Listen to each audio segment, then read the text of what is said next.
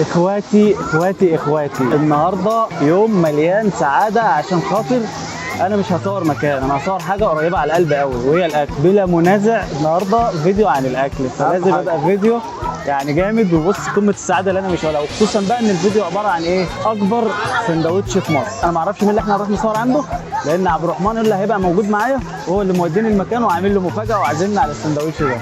السندوتش حرفيا هو اكيد مصر كلها بتسمع عن بابا دواني، هو طالع ترند فيسبوك وطالع ترند يوتيوب، اللي هو اكبر سندوتش حجما. انا اول مره اروح له كان من حوالي 4 سنين. انا رحت اللي هو طلبت بقى اللي هو ايه 3 سندوتشات وبتاع، واللي هو انا ما اعرفش حجمه عامل ازاي.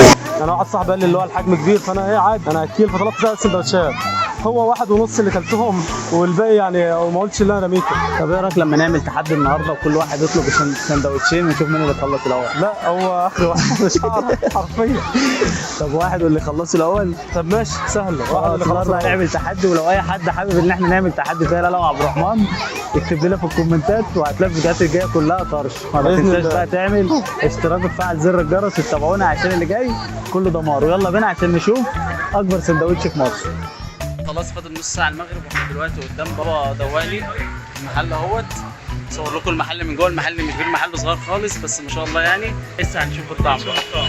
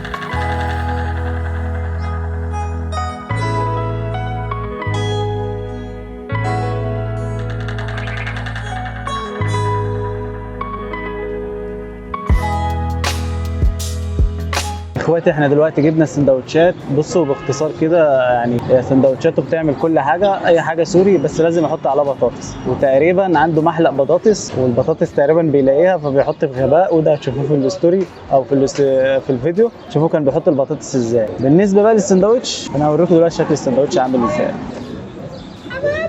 ده حماده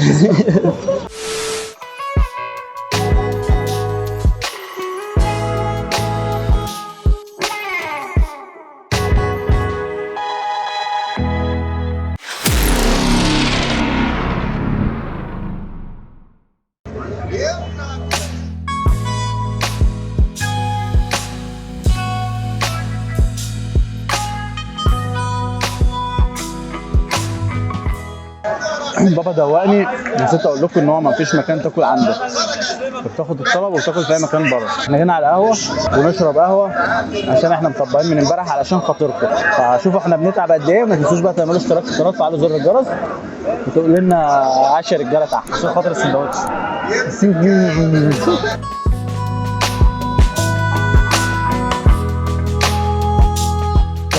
سحب ما كملش السندوتش. استحبت خلاص يا عم، انا اكيل فطلبت 3 سندوتشات.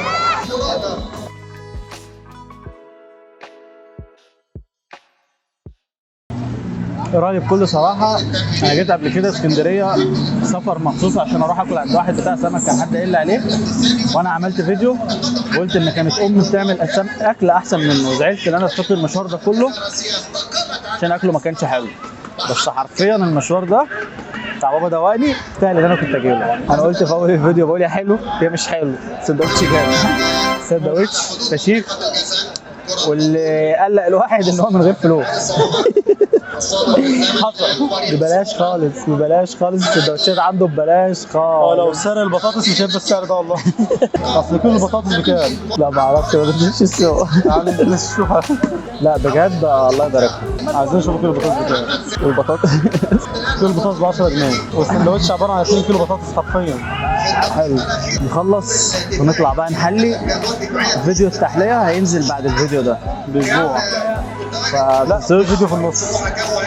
فما تنسوش فيديو في النص. ما تنسوش تعملوا اشتراك وتفعلوا زر الجرس عشان الفيديوهات اللي جايه كلها تبقى فيديوهات دمار. مفاجأة يعني. ويا عبده اللي عامل لنا المفاجآت دي ده مفاجأة جامدة.